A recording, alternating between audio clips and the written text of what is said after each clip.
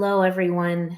It's really good to be with you, and I'm very grateful that you said yes to this invitation and chose to spend this time together. It's there's nothing I like more than being with people on the path who are willing to enter into conversation without feeling like you have it all figured out, or without looking for all the easy answers so that you don't have to participate.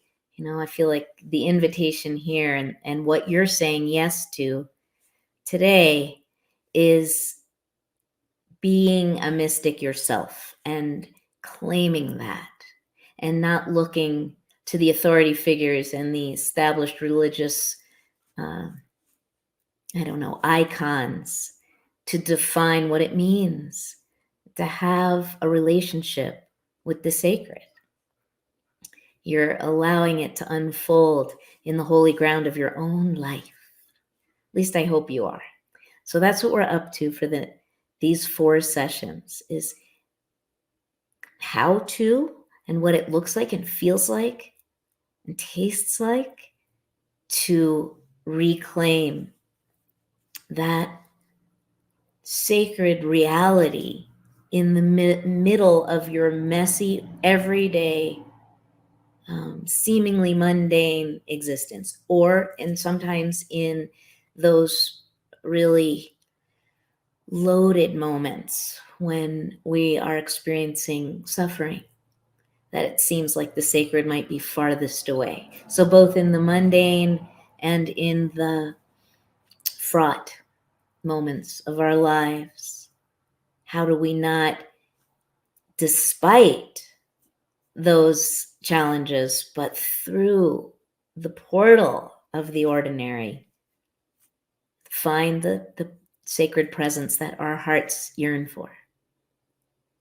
Even if that yearning's been covered up by cynicism, by seeming maturity, see if we can reclaim our childlike wonder. Even though things are hard, polarized, painful right now, that childlike heart and spirit is what will mend the broken world, one heart at a time.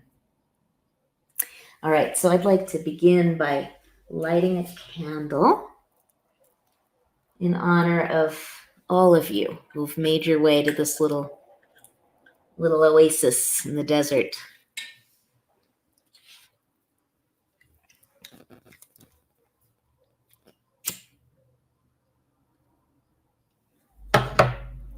So I light this candle with a prayer that whatever brought you to this circle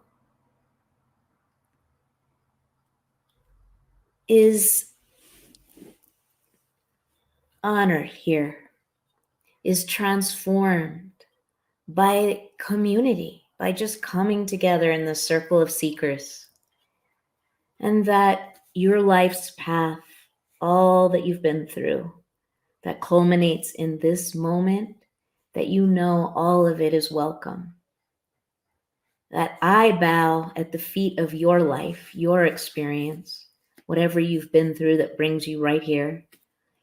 And I invite you to bow at the feet of your own life right now. And to know that we're not alone.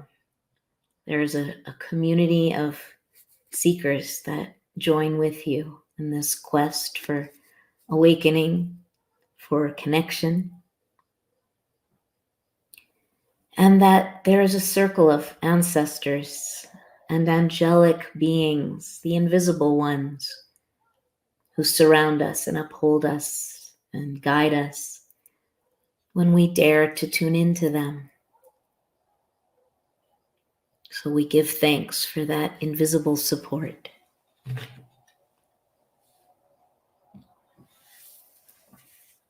And as we begin, I invite you now to take some deep, full breaths and settle into your seat for this hour and something that we spend together. Let's take a deep, full inhale and hold the inhalation for as long as you can. And then, when you're ready, slowly, slowly release all the breath, and then pause for a moment before breathing in again. So see if slowing down your breath, deepening and lengthening your breath, helps you kind of arrive in your body and in this moment more completely. Let's do 3 of those, 3 deep breaths at your own pace. Inhaling deeply, holding, exhaling completely, and holding before breathing in again. And whenever you've done that, just breathe naturally for a moment and just enjoy a little moment of stillness before the words begin to flow.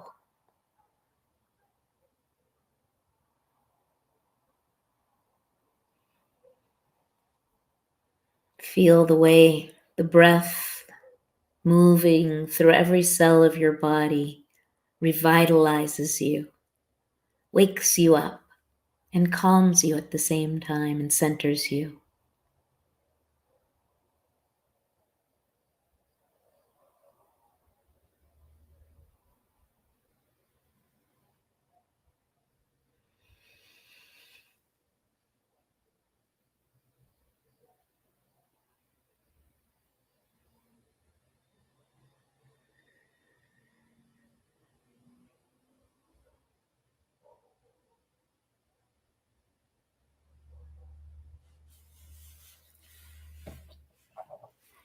Thank you. So, we're speaking about the path of the mystic in a way that is relevant to you, to your life, that does not require some kind of monastic training or expensive seminar or trek in the Himalayas or membership in a particular religious community even, although that doesn't preclude being an ordinary mystic. You can certainly belong to a church, for instance, and walk the path that I'm speaking of the everyday sacred. But it's not required that you sign on to a particular religious framework or belief system.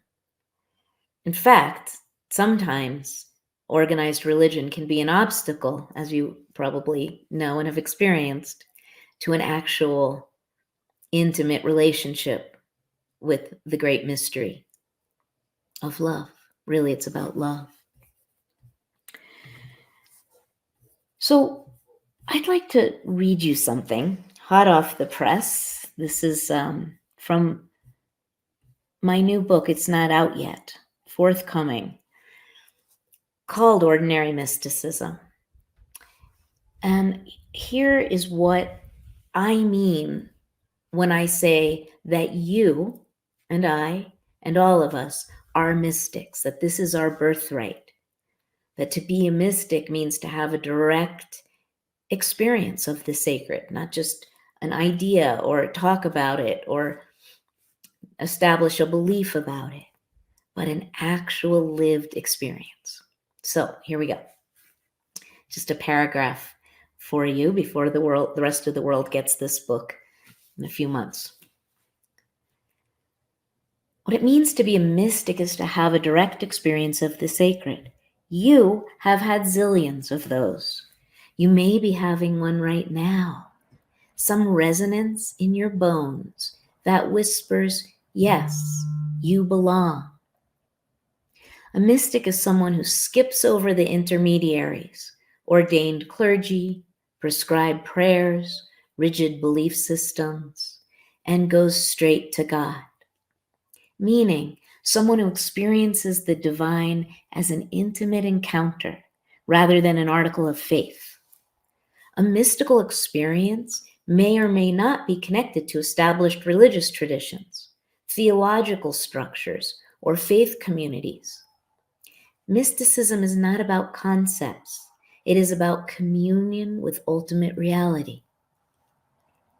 And ultimate reality is not some faraway prize we claim when we have proven ourselves worthy to perceive it.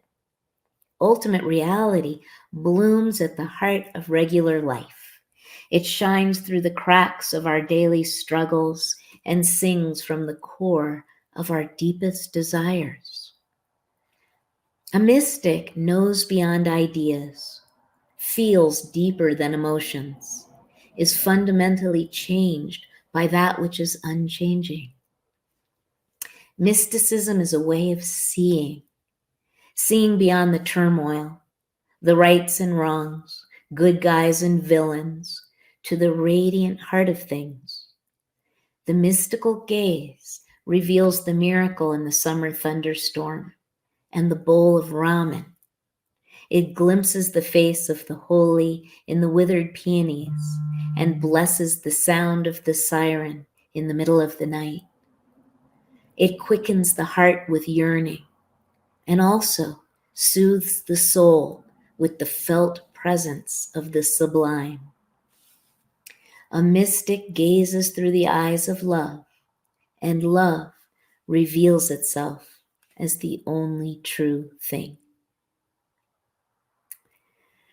Now, for most of us, mystical seeing does not happen all the time.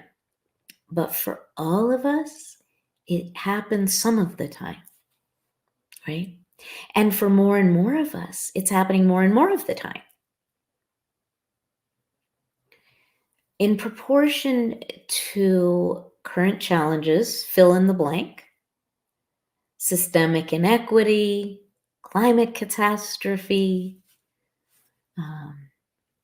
the flowering of grassroots activism, the uncovering of ancestral trauma in our family systems. Not in spite of, but in proportion to these unfolding realities, what's happening is that old filters are burning away.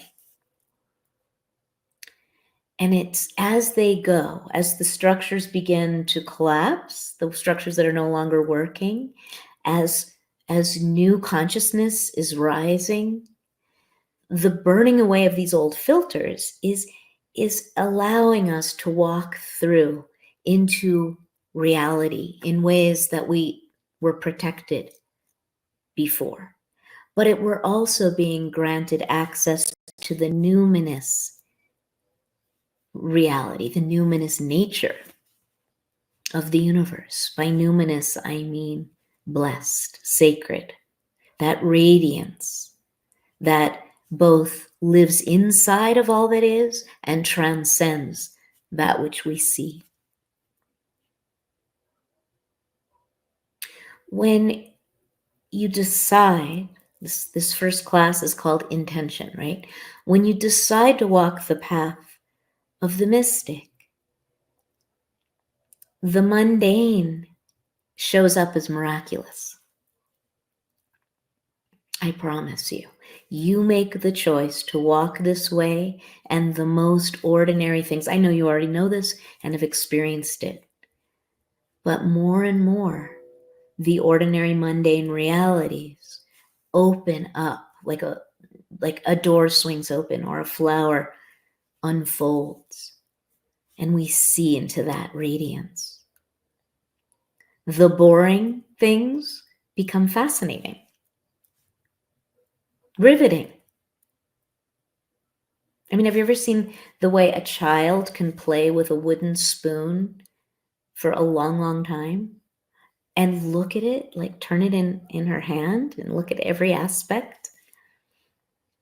Those sort of quotidian or tedious everyday objects, interactions, tasks, and chores can become a source of awe. Not only that, but your own shortcomings, in case you might have any. I have a few that I will disclose because I always do as class goes by. Your own shortcomings begin to reveal themselves to be your greatest gifts. Pema Chodron, the great American teacher of Tibetan Buddhism, talks about the flip side of our most shameful aspects is that which is most beautiful and tender and lovely about us. Like, say, might be speaking personally here, might not. Say you're someone who gets your feelings hurt easily. You're very sensitive. That sensitivity that has been a source of embarrassment, awkwardness, even shame in your life, like, really, I'm still doing that? I'm in my 60s and I'm still so sensitive?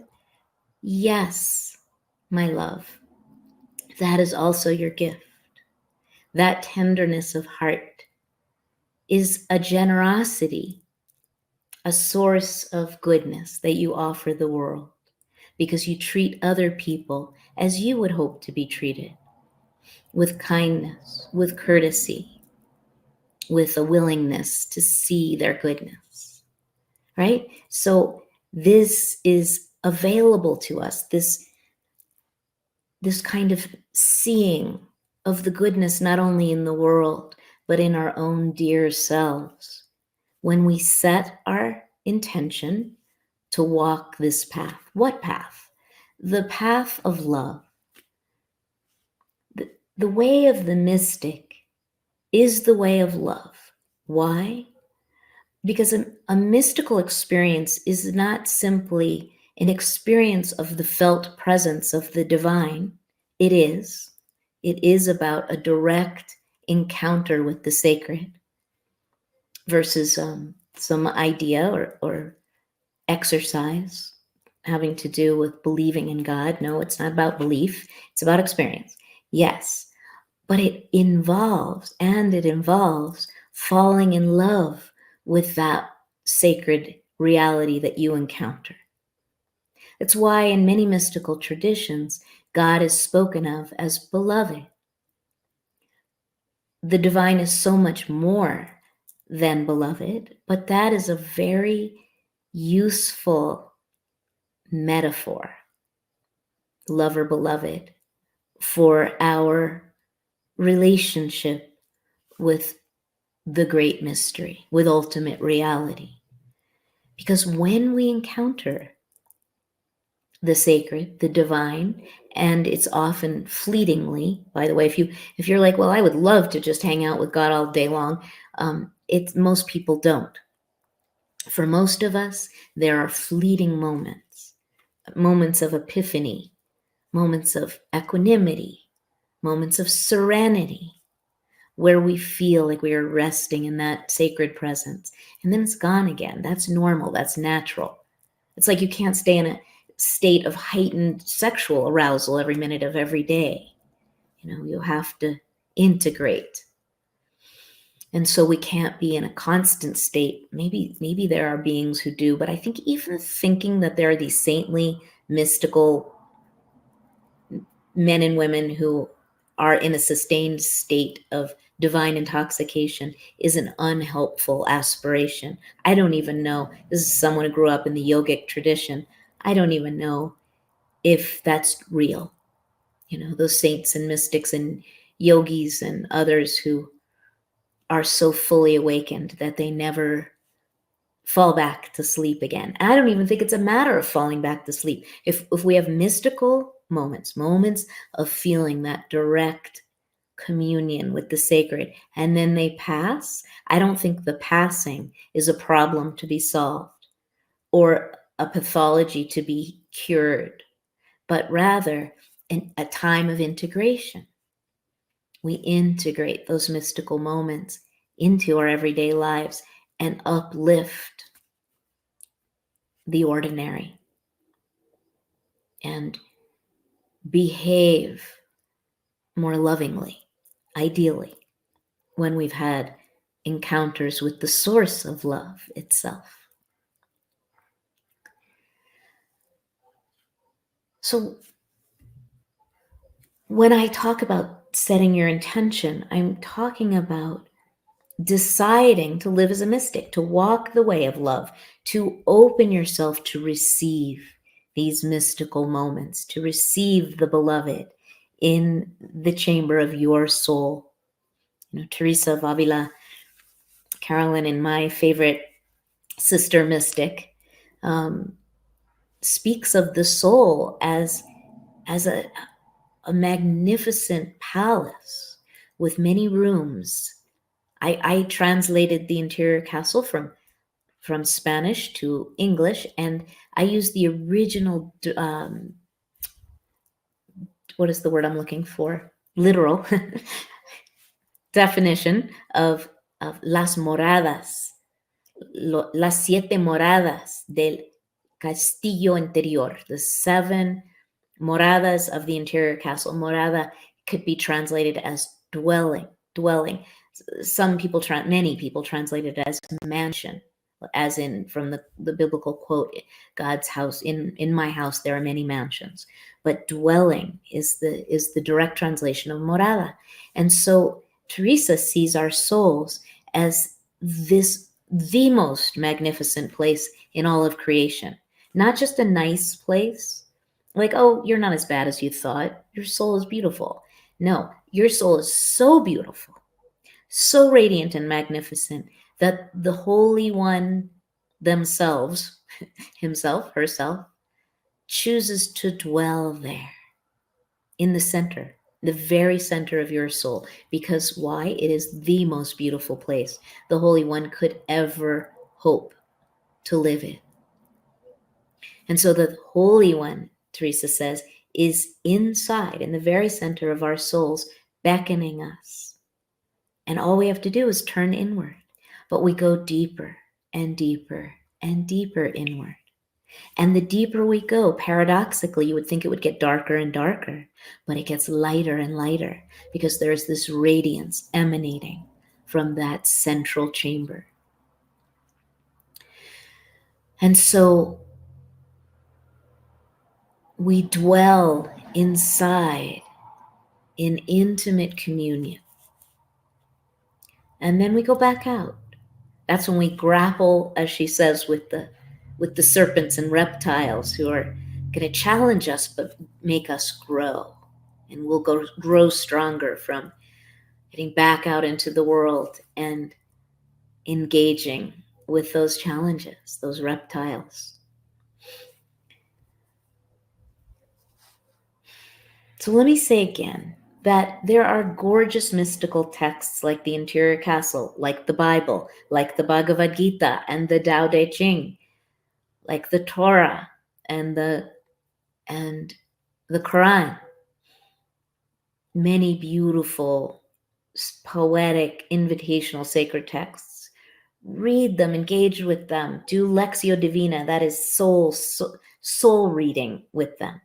And know this, my friends, I think you already know, so I'm just reminding you, not necessary. I love that stuff. I was a religious studies professor for 20 years. And why? Because when I was like a teenager, I think pretty much a teenager, I decided that there was nothing I liked better than reading these beautiful sacred texts of all the world's religions and with someone else and just kind of winnowing out the truth and the essence. And I wanted to do that. I said, I want to do this when I grow up. And that is what I got to do. And what I'm here to say now is that at this point in my life, I'm 63 and I really started on my spiritual path, let's say at 15, with meditation practice and yoga practice and a guru, Neem Karoli Baba. At 63, I'm bored. I am bored with religion and religiosity. So things come across my computer screen. If they're written in a religious language, I just start to zone out at this point. I am finding religious language to be limiting, patriarchal, exclusive, and empty. Now, when I say religious language, I'm not speaking about what Carolyn means when she talks about holy language. Reclaiming holy language is reclaiming the mystical essence. that is hidden at the heart of all the world's faith traditions. But hidden it is, under coverings of rules and regulations and rights and wrongs and the ins and the outs, who's in, who gets to be in and who gets kicked out. It separates. But true holy language, in the sense that Carolyn speaks about it and in the sense that I'm speaking about it now, invites us into an experience of what the language is pointing to. You know, in Buddhism, they say it's the finger pointing at the moon, but it's not the finger. It's not the finger. that is interesting. Look up. And so I'm pretending that I don't like any of these sacred scriptures anymore. It's not true. I love the mystical masterpieces like Teresa of Avila, John of the Cross, Julian of Norwich, Hildegard of Bingen, the great Hindu poets and Sufi poets. I still read them and love them. But theological, discursive, religious language, philosophical abstraction does nothing for me. I mean, when I was a kid and through my 20s, I wanted to be those images I had of what the holy ones were. That's all I wanted. I wanted to be like them because they seemed to have that access, that authority, that something that was broken in me was intact in them, and they could get to God. So if I put on the right robes or head coverings or wore the right prayer shawls, maybe I too could get to God. So I'm offering my own companionship to walk with you on this path of the ordinary mystic. And in my case, it's taken a lot of dismantling of my attachment to religious traditions and practices and beliefs. Dismantling and deconstructing. And it's very liberating. I hope you can feel it right now in your own body.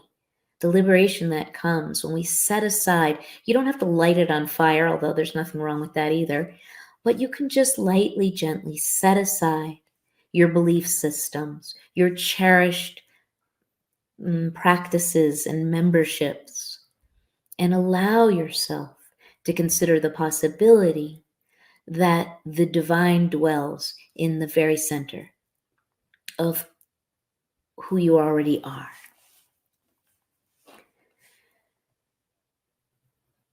So we don't need to seek the connection to the divine only in established religious spaces or belief systems. In fact, they can be an obstacle. That's my summation. What does it mean to reclaim the holiness in everyday life? I mean, I'm talking about really basic things, like find the blessing, the holiness, the sacred in cooking, in eating, in taking care of your family, in being taken care of. That's something that's very challenging for some of us. Right before this class, my mom had stopped by. She'd come home from a trip to Santa Fe. We live in Taos, New Mexico, and she was picking up her car, and she was shaky. My mom is 89 and she has diabetes, and she's a very skinny little thing, but she has diabetes, and she's mostly very, very healthy, radiantly healthy and energetic, and works out and runs a business. She's usually fine, but she was shaky. She was having this big blood sugar drop, and it was really hard for her to let my husband and me take care of her. Just, now, an hour ago, make her an English muffin with peanut butter and drink some water and eat some berries and just sit and be and allow us to bring her things. And I just watched, and I watched her resist, and then I watched the resistance melt.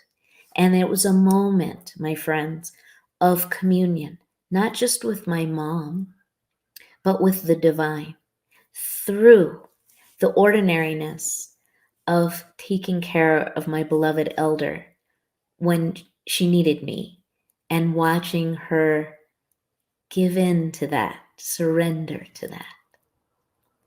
So these are the ordinary mystical moments that are available every day.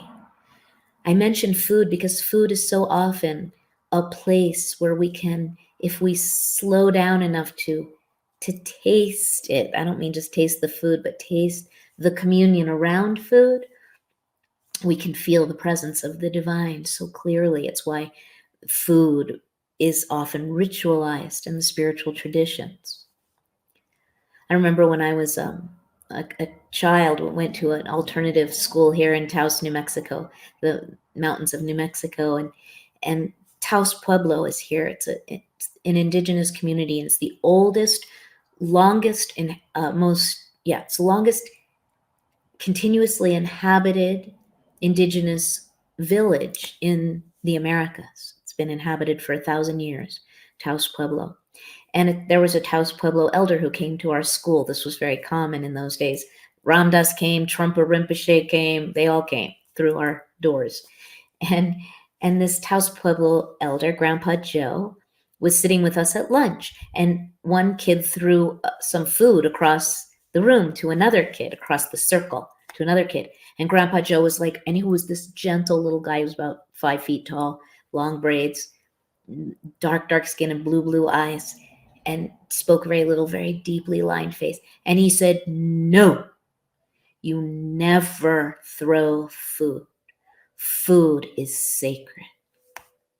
I will never forget that. I think that was the moment when I understood, wow, food is something other than food, something bigger.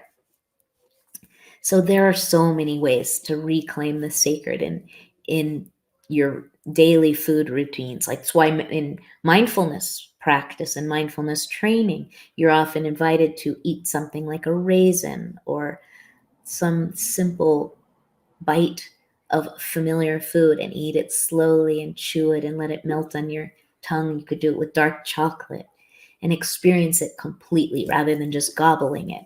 I'm a gobbler. If I think it comes from being a young mother all those years ago.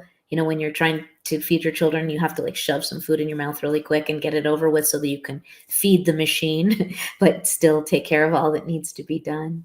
And it's taken me a lot to slow down enough to learn to eat mindfully, and it opens up a sacred space. So enough about food. What else?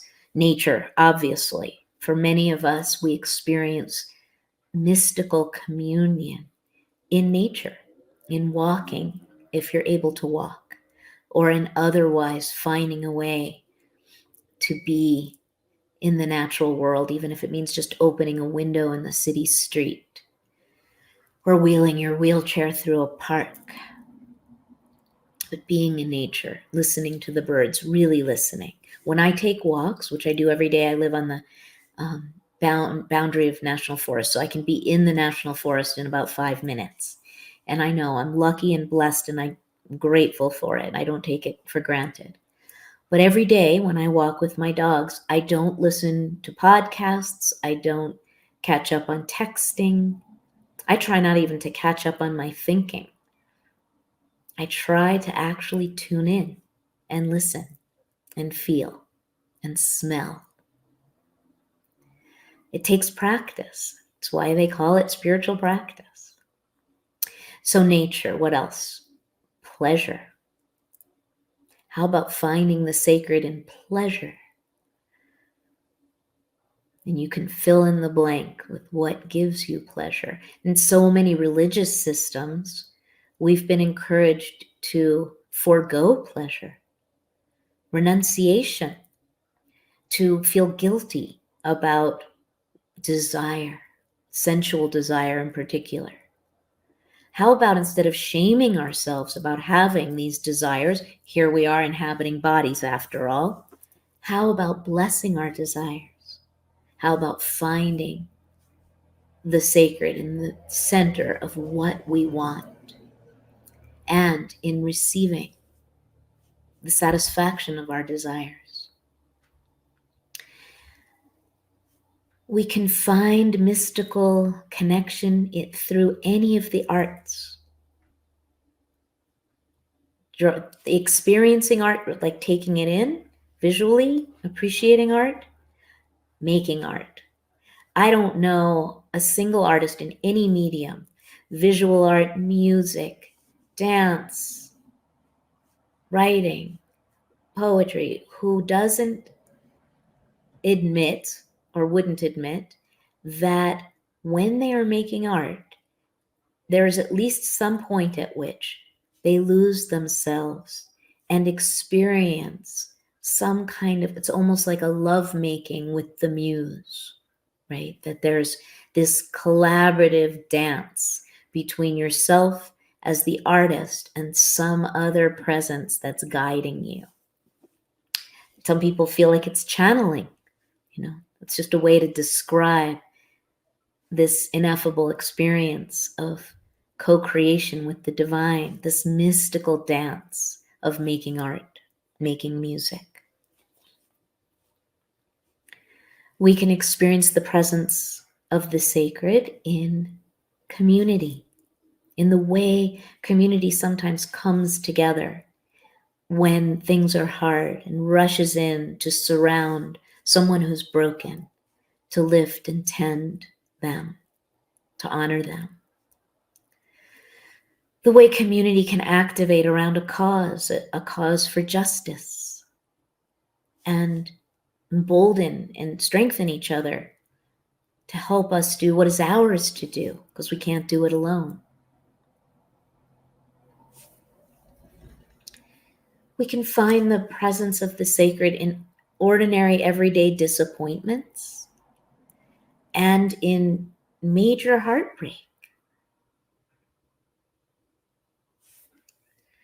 I love this term in Sufism, to polish the mirror of the heart. It says in the Sufi mystical teachings, the mystical branch of Islam, Sufism, polish the mirror of your heart and you will see God. And so when we set our intention, which is what we're doing here in this opening session, setting our intention to walk in this world as mystics, which is what your birthright is, we do some mirror polishing. It's like there's an active component and a receptive component, let's call it, to this mystical path.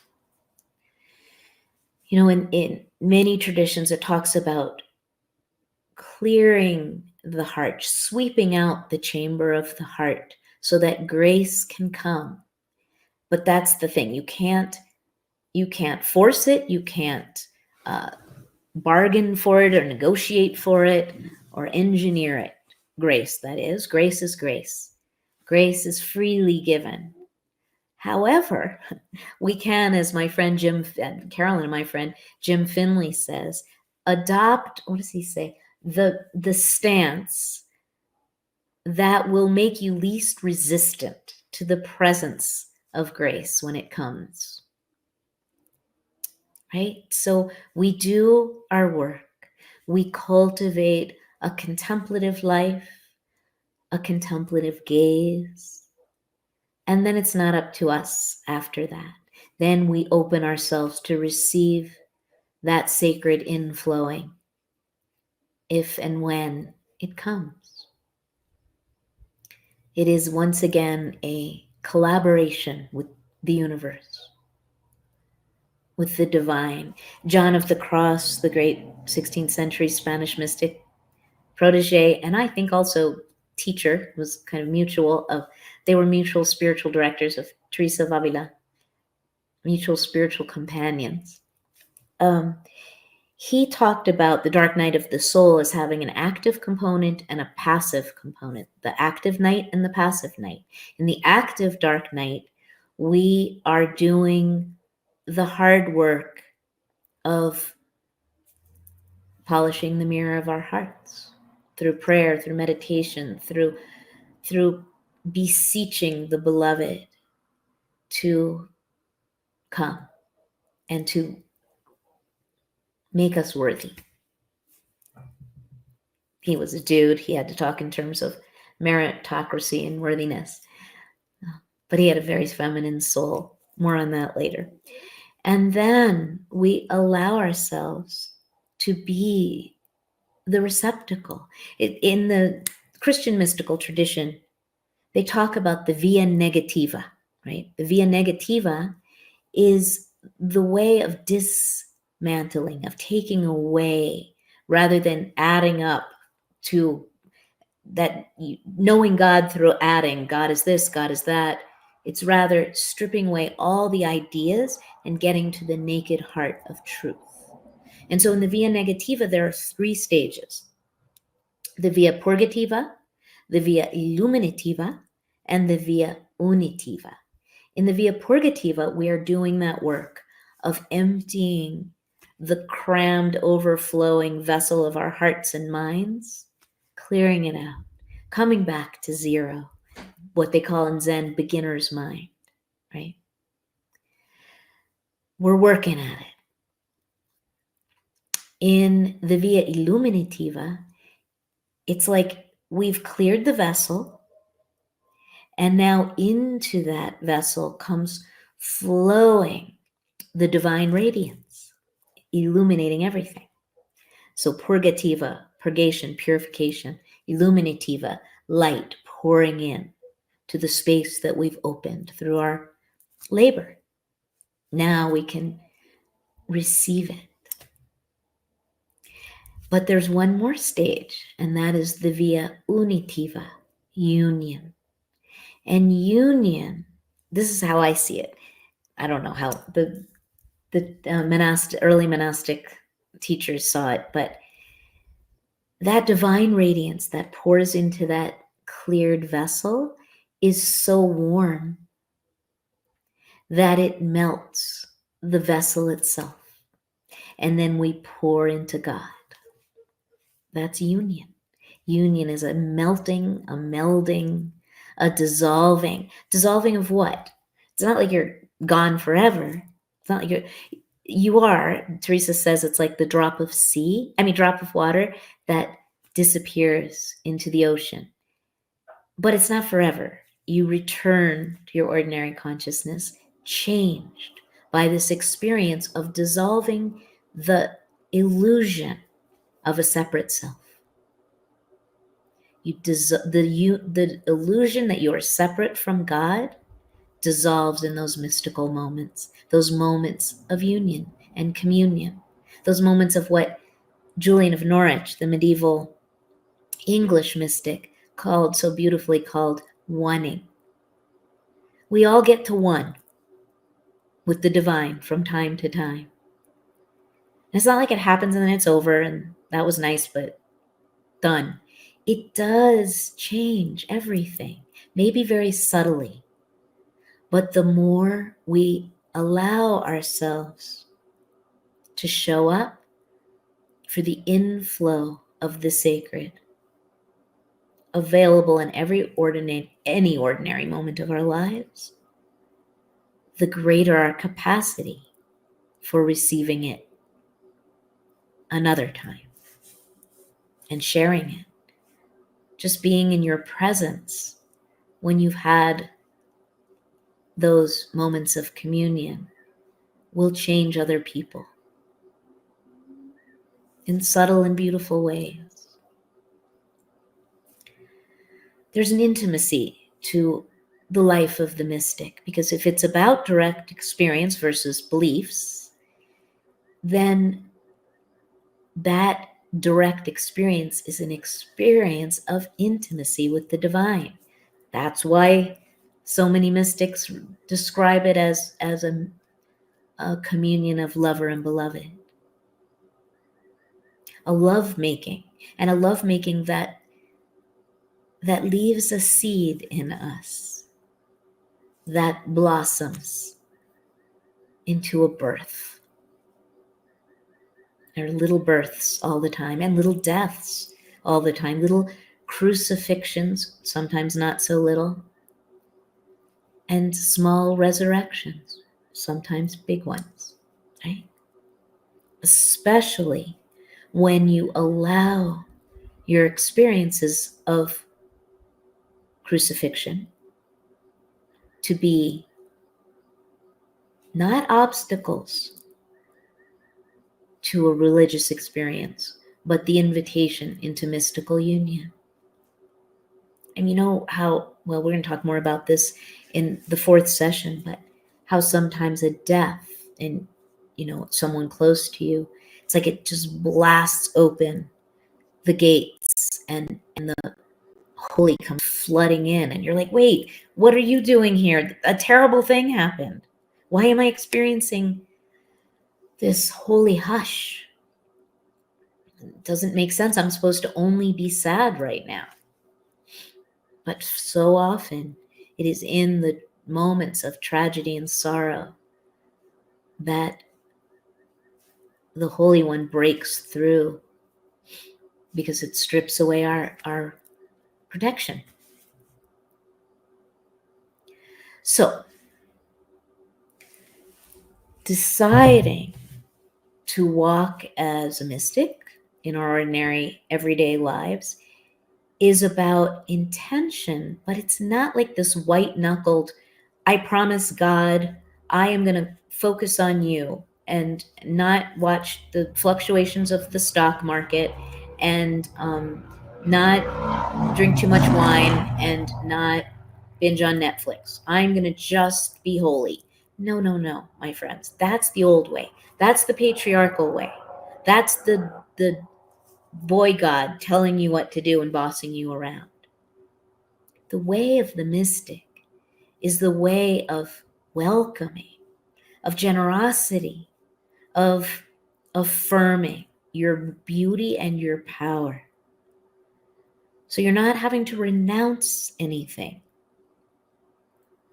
Now, if you're struggling with addiction, you may find that setting your intention to live as a mystic in this world, to reclaim your ordinary life as holy ground, will help you find that pause, that little bit of space that you can breathe into the discomfort of not giving in to the impulse to abuse whatever the substance may be, or sex, or shopping, or there are other kinds of addictions than substances. But whatever that addiction is, the more you cultivate this mystical life, the more space you're going to have to be with things as they are. And that will help you breathe through those unbearable moments of feeling like you're going to die without that thing. Can't hurt anyway. So to be a mystic and to be a contemplative, I keep speaking about contemplative life, contemplative gaze, contemplative practice, are very similar. If to be a mystic is to have a direct experience of the divine and to love it, to be a contemplative is to be with things as they are. As my friend Father Richard Rohr calls it, forgiving reality for being what it is and allowing it to be what it is, even falling in love with it. Being with things as they are rather than running away from it, running away from them, or grasping them and trying to hold on to them, or otherwise manipulating reality, but just simply being with things as they are. That's what it means to be a contemplative, to be present, to show up. And when we allow ourselves to show up for reality, we discover more often than not that it is imbued, permeated, saturated with the divine presence. So you don't need to give up your humanness to be a mystic. What we are speaking about is to do what you do, be who you are, and to do it and be it mindfully and heartfully. Mindfulness practice is about, doing something with attention and presence. And that's beautiful. It really helps regulate the nervous system and and make life sweeter and more available to us. But it's not just about mindfulness that we're speaking about when we talk about this contemplative, mystical life. It's about heartfulness. It's about doing what we do as an offering of love to the divine. So whether you're washing dishes or changing a diaper or kissing the small of your beloved's back, we do what we do mindfully and heartfully as an offering to the divine, as a prayer. Make your everyday, regular tasks into offerings of love, into prayer. So I would like to take a moment to list in the chat or the comment section, just take a moment to jot down a few things from your everyday life that, hold on, I'm going to give you some examples here, that you, my notes went away, darn it, that you see as opportunities to turn into prayer. So an everyday chore, a task, a challenge that you can reframe and reclaim as offerings of love to the divine. So list some everyday tasks, demands, oh, here's my notes, and entertainments.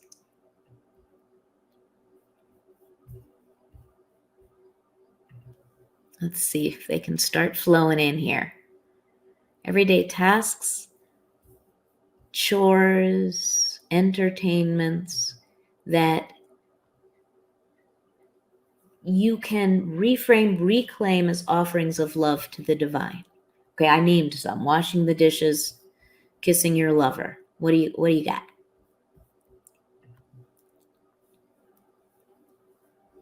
Perhaps it's not open. Daniel, is it open? Available? Yeah, I'm seeing people saying cleaning the cat box, Oh, I'm not seeing changes, it. Okay, good. You can read them. Thank working you. out, Uh-huh. taking a walk, paying bills with my husband that has begun to have dementia, mincing herbs, taking a bath, walking, journaling, my art practice, preparing meals, making the bed, putting the trash out, hugging my dog, being in nature. A lot of good ones. Answering my sister's phone call, laundry, golfing. Beautiful. Those are great. Playing with grandchildren. Turning off the news. I like that. Yeah.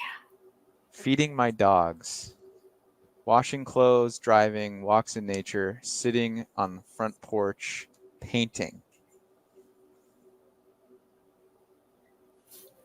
These are excellent, y'all. Ooh, I like this. As I'm walking, making eye contact with strangers, saying hello. We need more of that.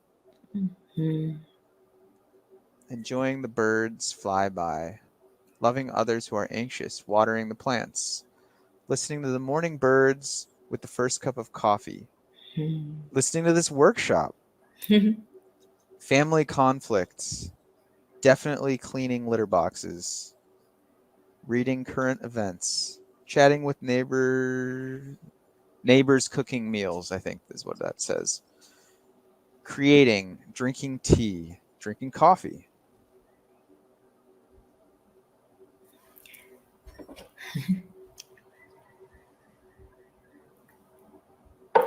They're still coming in. Let me know when you want me to stop reading them, but I'll keep going. Yeah, keep going for another. Connecting with people, making my bed. I have begun to cherish feeling.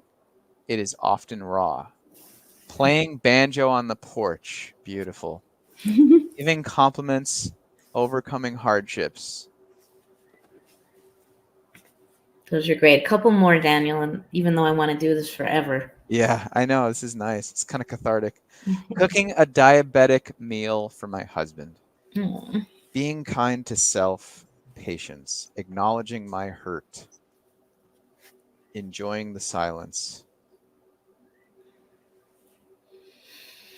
Yes, yes, and yes. Me too. Beautiful. Thank you, friends, for disclosing those things. Exactly. Yeah, we're on the same team here. Thank you, Daniel. I'm going to Thank bring you back in a little while because you're good at this. All right. So I'm going to speak for just another few minutes, and then I'd love to open it up for some questions and reflections for, like, let's say the last 15 or 20. So what we're doing by reclaiming these ordinary everyday tasks and demands and entertainments and all of it as sacred, as holy ground, right, is that we're saying yes. We're making ourselves available for an encounter with the sacred. You have to sign on. That's why this first class is setting your intention.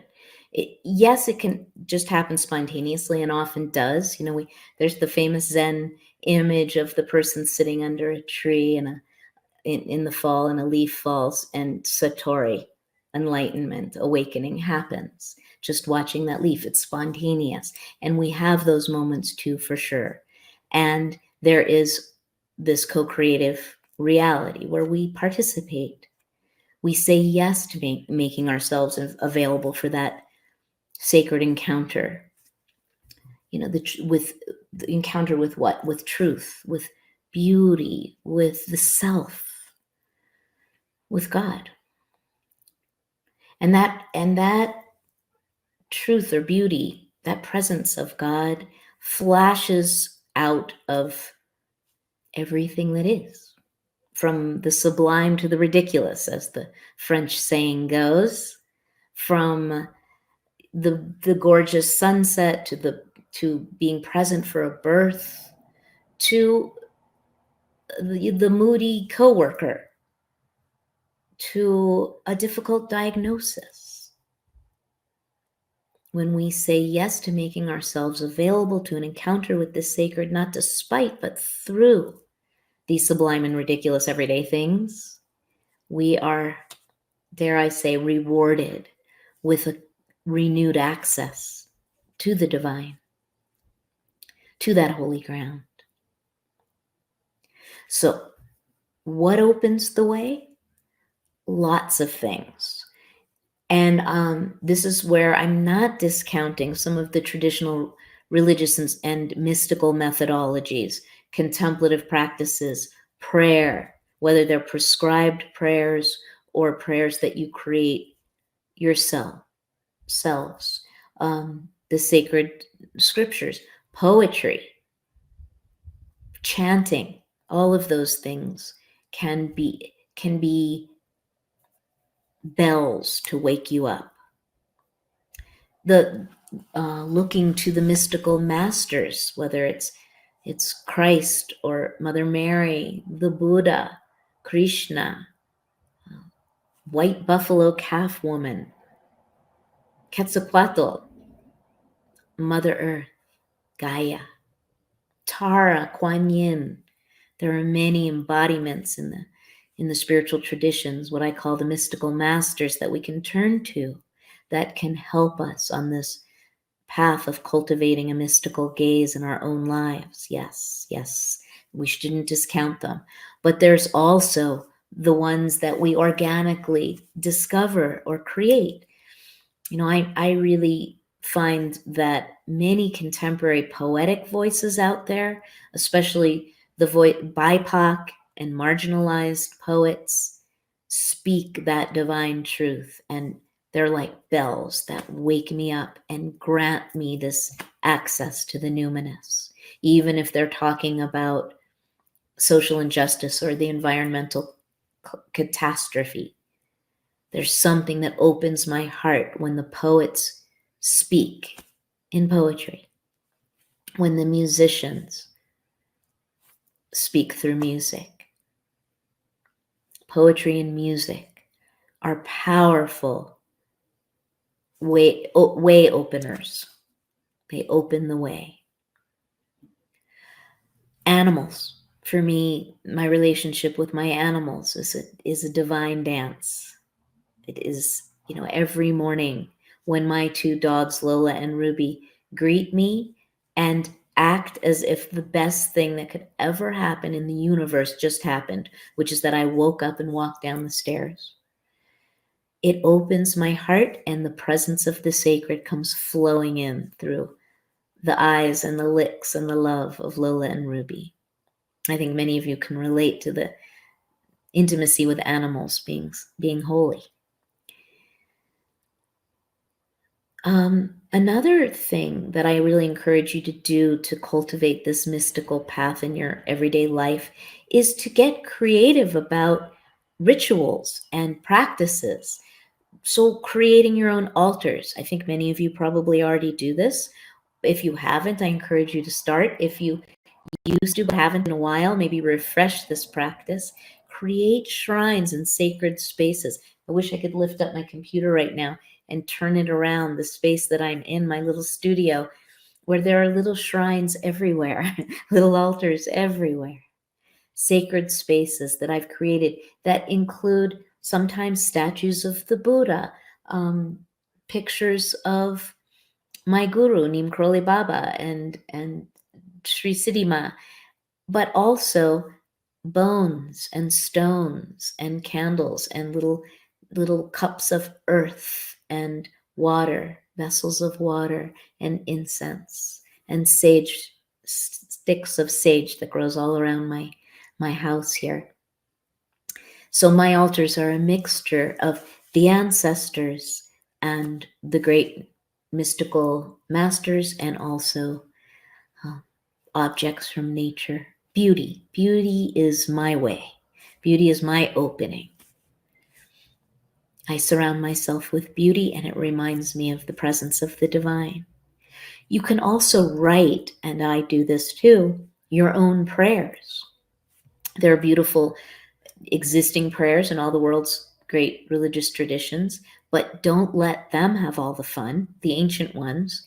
You get to create, compose, whether in words or in music or both, your own prayers to the divine. After this class, sit down and write a love letter to the divine mother, to Mother Earth, to the transcendent God, to whomever your heart calls you to speak to. Write a prayer and pour your passion into it, your deepest yearning, and your greatest gratitude. So writing prayers is a beautiful way to cultivate your mystical soul. Blessings. I had the great blessing of knowing Reb Zalman Schachter Shalomi of blessed memory, a great rabbi, 20th century into the 21st, who died, I don't know, maybe 10 or 15 years ago now. And Reb Zalman said, the time of the guru and the rabbi and the priest being the only ones to give blessings is over. It's time for everyone to give blessings on any occasion. He said, your teenager is going out to pick up the groceries, bless them when they get in the car. When you wake up in the morning, bless the person in the bed next to you. Whenever you have any opportunity to offer a blessing to someone, he actually said, put your hand on their head and utter a blessing that you create on the spot organically, spontaneously, authentically. So bless, bless, bless everyone at any opportunity. Be a source of blessing in this world. Reclaim your authority to offer blessing to others. I love that, and I've taken it to heart.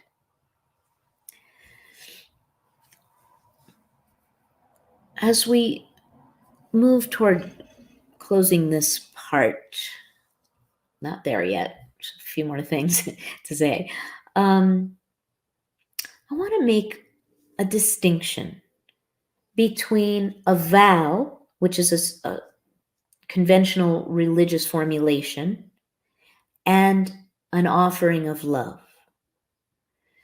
We can take any of these religious traditions that encourage us to make vows, promises, to do or not do something in the name of holiness, and reclaim and reframe them as love offerings. For instance, I'm thinking about Hinduism. As you'll see, I draw from many different spiritual traditions because I've studied and practiced actually many different spiritual traditions. So in the Bhagavad Gita, one of the most beloved texts of Hinduism, the Bhagavad Gita, it's an allegory between the god of love, Krishna, and a prince named Arjuna, who represents humanity, the best of humanity and the most troubled. And so the Gita takes place on a battlefield, at the edge of a battlefield, actually a plateau looking over a battlefield, where the next day Arjuna needs to enter as the leader of his clan. It's a civil war against the other clan, which is comprised of people he's known his whole life. And Krishna is God of love, but he's disguised as Prince Arjuna's charioteer. And as they have this conversation on the edge of the battlefield the night before the battle, Krishna begins to reveal himself as the embodiment of the divine. But at this point, the beginning, Arjuna doesn't understand Krishna, his companion's true nature, his divine identity. But not only is Krishna in the Gita Arjuna's charioteer, he's also his best friend. So Krishna, little by little, begins to give a teaching. And then that teaching unfolds the more Krishna reveals his divine identity, the more the teaching is galvanized, let's say. But the essence of the teaching is what's called in the Hindu tradition karma yoga.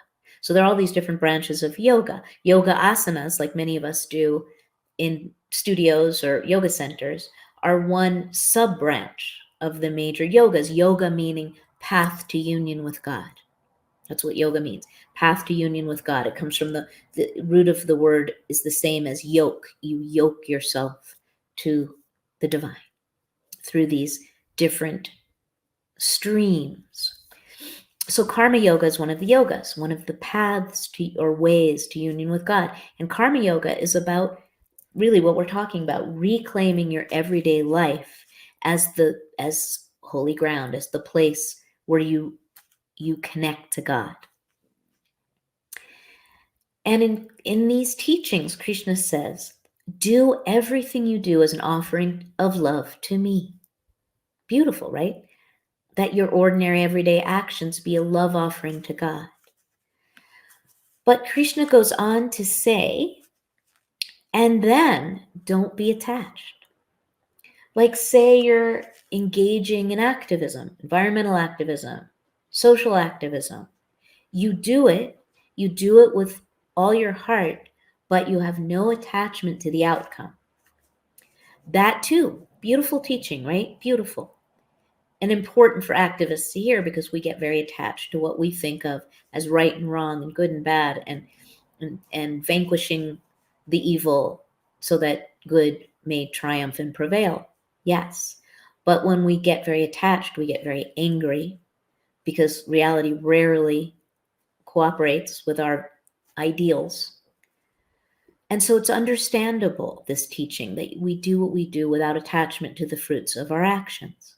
However, it's been taken often out of context and distorted to mean that we don't get to care about what we do, that we are supposed to be above it, that we are meant to transcend our desires and be just sort of neutral about life, that we do what we have to do our duty. Krishna says again and again, do your duty.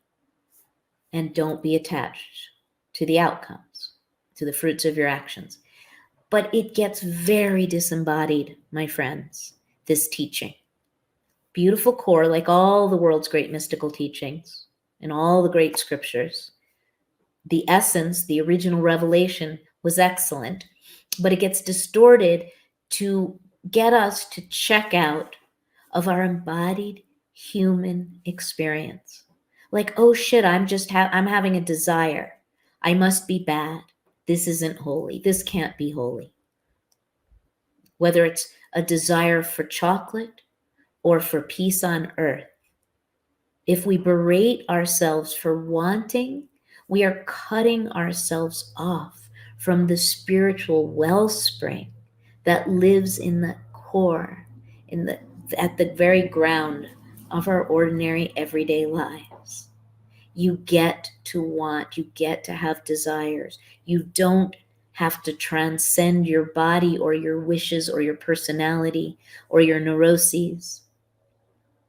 You get to bless them as paths to union. Do you see? Do you agree? You don't have to agree. And I think you probably already have experienced this reclaiming of the holiness of desire, of wanting things to be wonderful and good for everyone, not just yourself. That generosity of spirit, that is evidence of your connection to the sacred. These embodied incarnations we have are so fleeting. You already know this. You've already grieved your beloved dead.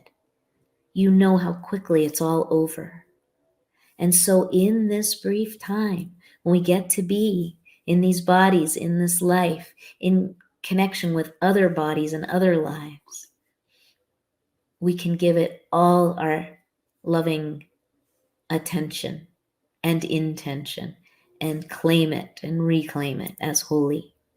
In this very moment, I'm having a deeply embodied experience, which is that I'm sitting in this room and I'm looking out at the mountains to the east, in this direction, and then the northwest in that direction. Let's say southeast in that direction, northwest in that direction. So big, majestic mountains that way, and rolling green foothills in that direction. My window is open, and it just started to rain. So I'm pretty sure that if I were to walk out the door, there would be a rainbow, because there's also sun coming that way and shining that way. And the smell of the rain is filling my little studio. And it's intoxicating. So I'm working with you, I'm talking to you, I'm doing this exchange with you, but I'm also fully having this embodied experience of the rain, the smell and the sound. It's a very gentle rain. And it's infusing me with ecstasy, as is sharing these teachings with you. It's a very embodied experience. Why would I want to transcend this and not enjoy it and embrace it and give thanks for it? So do what you do without attachment to the fruits of your actions. I think I'll cultivate those fruits. Thank you very much. I think I'll turn them into preserves and smear them on a piece of buttery toast tomorrow. I'm going to take those fruits and let them nourish me and offer them as a source of nourishment for others. How about that? All right, what else do I want to say? Two more things. In Judaism, there is the understanding of doing a mitzvah. A mitzvah is a good deed. It's also it's a blessing. It's like you do a good deed and you are blessed by doing so. It's the right thing. It's like doing the right thing. It's almost like it's a commandment, actually. A mitzvah is a commandment. There are approximately 613 of them in the Torah. You will do this, you will not do that. They're very clearly stated. Some of them are kind of inexplicable, like I don't remember. You can't eat with a what is a person called who's been? I'm sorry. Never mind. I'm not going to confuse the issue. I write about it in my book, Ordinary Mysticism. So there are lots of rules and regulations that thou shalt this and thou shalt not that. But a mitzvah is so much more than a commandment or a, um, a directive. It is a blessing. It is a way to experience the goodness of being a generous, loving human being. So you're supposed to do mitzvot or good deeds. Tzedakah is generosity in Hebrew, anonymously. What is up with this anonymous thing? Don't in the New Testament it's something like, go into your small room and pray in private so that your God will meet you in that private place. Don't make a spectacle of your spirituality. I mean, that I understand that, but it's like you're not supposed to feel good about doing good in these patriarchal religious structures that we're dismantling right now, right here, in order to walk as mystics in this world. My friends, you get to feel good when you do good. You get to cultivate the fruits of your actions and enjoy them.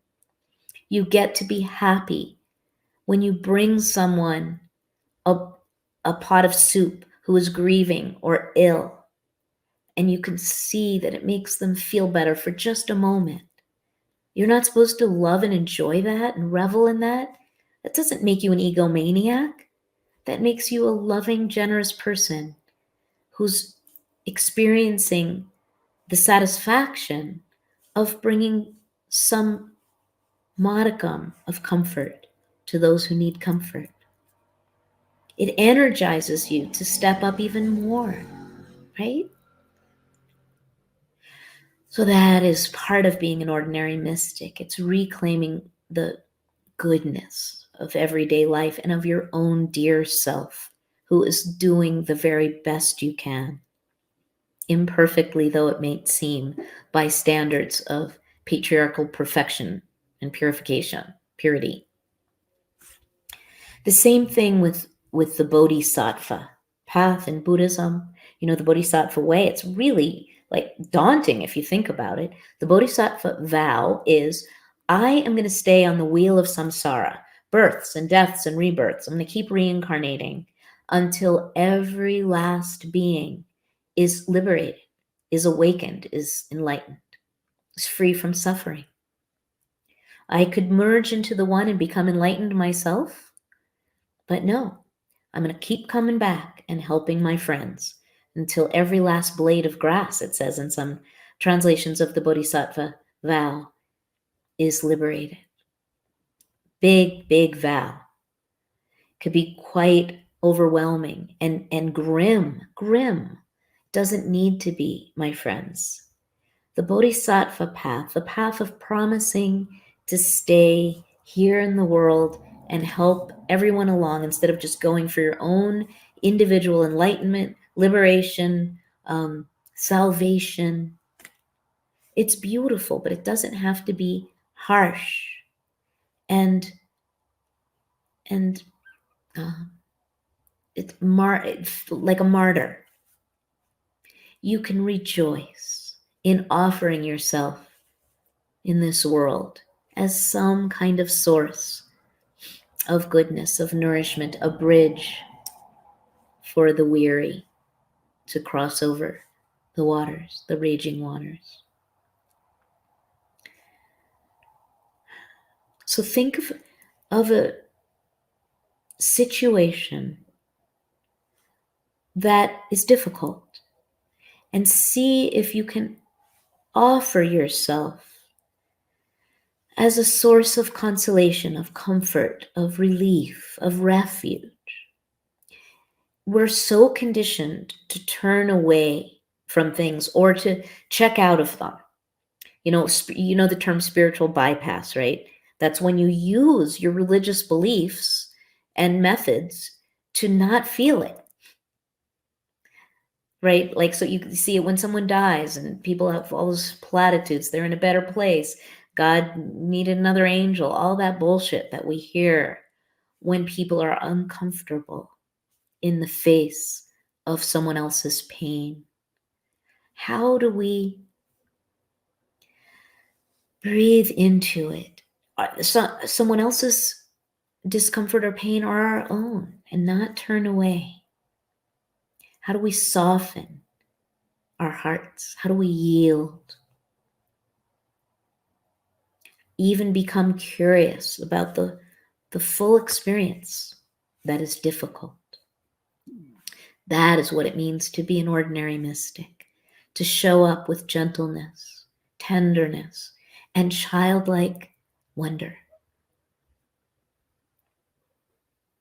That if someone says something that you disagree with, instead of immediately putting up your defenses and making your case for why they're wrong, how about becoming a little curious, listening, softening? Be open to epiphany, my loves. That is the path of the ordinary mystic. When we dare to listen to someone whose position is like opposite from ours, that seems crazy and dangerous, when we lean in and listen, extraordinary possibilities for healing and reconciliation beyond just the two of you, but in the world might happen. This is what's called tikkun olam in Hebrew, in the Jewish mystical tradition, the repair of the world, the mending of the torn fabric. We do it with every interaction that is done with loving kindness and generosity of spirit and a willingness to not know. All right, so we have a few minutes left, and I would love to hear what's on your minds and hearts, and I'll try to give it a little more time for Q&R, questions and responses, next time. This was the opening class. I had a lot to say. So, Daniel, if you feel like gathering some of the questions or reflections. Yeah. Wow, that was beautiful. I really enjoyed listening to you Thank speak. you. I don't see anyone posting any questions, so and I encourage everyone who's listening, please contribute and ask us some questions. Let's see, we got curious about phrases you use for giving blessings for others. Ah, that's a good question. Yeah, that's a great question. So, um, as a Jewish, Buddhist, Sufi, Hindu, pagan, uh, Christian, I blend many traditions. But one of the traditions that I keep pretty purely is Shabbat. Every Friday night, when the sun goes down, this is the tradition of my ancestors, which, by the way, I did not learn from my parents. They were atheists and completely rejected all religiosity, even their own ancestral tradition. But later in life, through teachers like Reb Zalman, I reclaimed my Jewish roots in this way, Shabbat being the primary practice for me of Judaism. So when the sun goes down on Friday, we light 2 candles, welcome the Shekhinah, the indwelling feminine presence of the divine, and we do a blessing of the candles, of the wine, a cup of wine, and a loaf of bread, challah, braided egg bread. These 3 blessings. And then we feed each other a piece of bread and ask the person, what do you need a blessing for this week? So we do this with family, we do this with friends. I do it in my workshops, with strangers. I've done it on stage with 1,000 people all over the world. And you just have people get in prayers and say, in prayers, prayerful pairs, and ask, what do you need a blessing for? So like last week, I was teaching a writing workshop. We did this on Friday night, and the Shabbat goes until sunset on Saturday. By the way, it's a day of rest and reconnecting with God. So what do you need a prayer for? And the person said, well, my daughter is addicted to drugs, and she has a small child, and she was clean for like 2 months, and we gave her a car, and everything was going really well. And now I haven't heard from her in a week, and I'm desperately afraid that I know she's using again because I've seen it before. So I need some kind of blessing for this situation.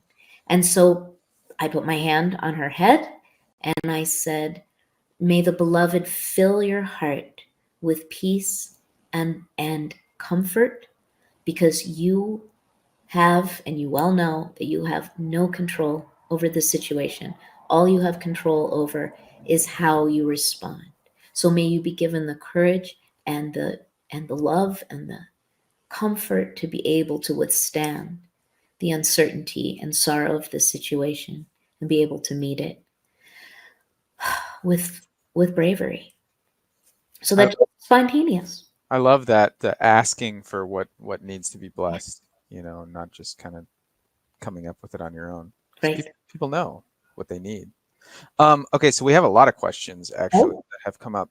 I don't know if we're gonna have time to get to all of them, but I just see one that I think is probably pretty important. So let's go with this one.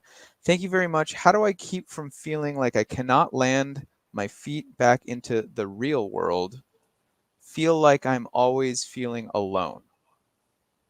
Oh, I wasn't sure if that meant like land your feet back in the real world after having a kind of epiphany experience or bliss experience or an experience of communion, or do you mean just being in this world, like reclaiming love and blessedness? I just feel the sorrow of my isolation. What do you think, Daniel, is the context of that question?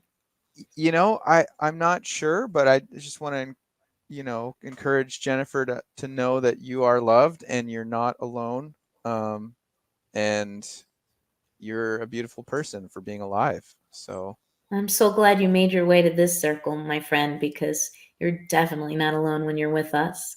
And reclaiming the holiness of everyday life sometimes means breathing into difficult spaces like solitude. And it's like, shit, I didn't choose this, but here I am. How can I find the fragrance of the divine wafting from the embers of my loneliness? And bless you, my friend. okay, so what is the connection between imagination and communing with the divine? Oh, What, so what are your thoughts on being a modern day priestess? oh, okay. You guys are giving me compound questions here. So I'm going to answer the first part. And uh, imagination. So my lifelong beloved teacher, Ram Dass, used to talk about imagination as being one of the sacred faculties that we have. So he would, for instance, have conversations with his guru, Neem Karoli Baba. And someone once asked him, well, isn't that just in your imagination? And he said, yeah. Like, does that make it not holy, not sacred, not magical? You can talk to Jesus, talk to Maharaji, have these conversations with your ancestors, call on your divine beloved, and conjure it up with the incredible gift you've been given to be able to use your imagination. Is art unreal because it comes from the imagination? No, it can be the most real thing of all. So, imagination is holy and sacred. Use it, connect with it, harness it for your mystical life. And yes, modern priestess. Yes, yes, yes. That's the same thing, but with authority. You can sit in your seat. You belong here.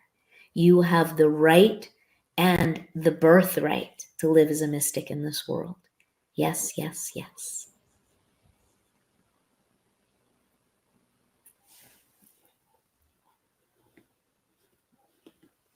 Okay, so somebody says Virginia Woolf has a quote about always feeling there is something more beyond this world we live in. I've always felt that, and it has made me feel like this life is less than. Yeah. Oh, I'm so glad you brought that up. It is now time, and I feel like I need to let you all go. I have so much to say on this subject. So, just to distill it to one sentence, no, maybe a couple. Plato said the same thing, right? Plato talked about this world is really a veil of illusion, and our task is to break through to the real world on the other side. No, no, no, no, no. I am daring to contradict Plato and Virginia Woolf and say that something greater and more real that we think lies beyond what we can experience through the body and through these five physical senses is available to us right here in the messy middle of our everyday lives. We do not need to transcend them. We don't need to peel back the curtain to reveal that the wizard is just a dude. We can experience the really real while chopping the chives, while picking the kids up from school. We can and we must, I believe. To be continued. You all are a beautiful circle of mystics. I can't wait to do this with you again in a couple of days. Daniel, thank you for Thank you. masterfully hanging out with us and keeping us together. Of course. I'm very happy to be a part of this. I really loved it. So thank you. Thank you. Take care, everyone. See you soon.